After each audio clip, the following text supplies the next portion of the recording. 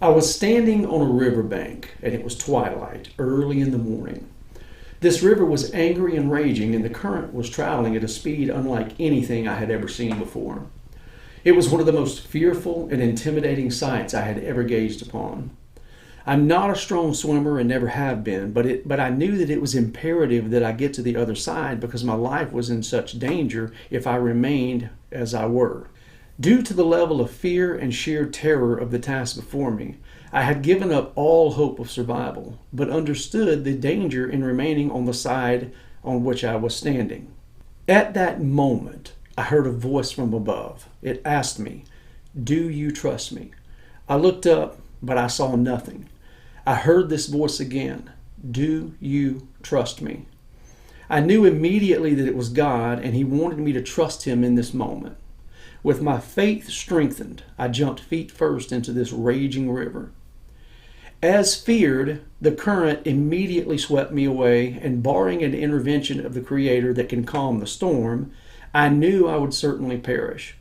I fought to stay above the raging waves of this river, but was completely helpless against its intensity. Each time I managed to surface, in addition to grabbing a breath of air, I would attempt to look in the direction this raging current was taking me.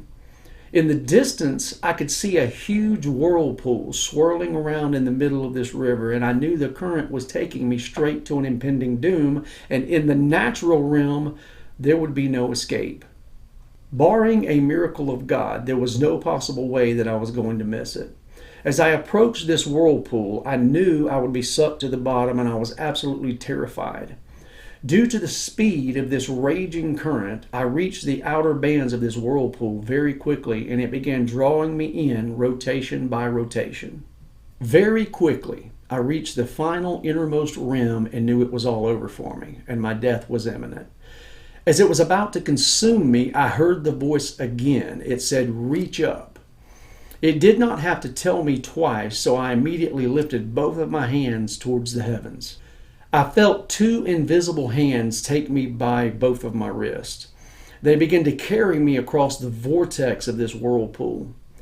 As I was carried across, I peered down into this abyss. It was a completely bottomless pit with no ending in sight. These invisible hands carried me straight through the center of this whirlpool, safely through its inner and outer bands, and gently placed me on the opposite side of the river from which I had traveled. As the hands released me, I heard the voice again. It asked me a simple question: "Will you trust me in everything?"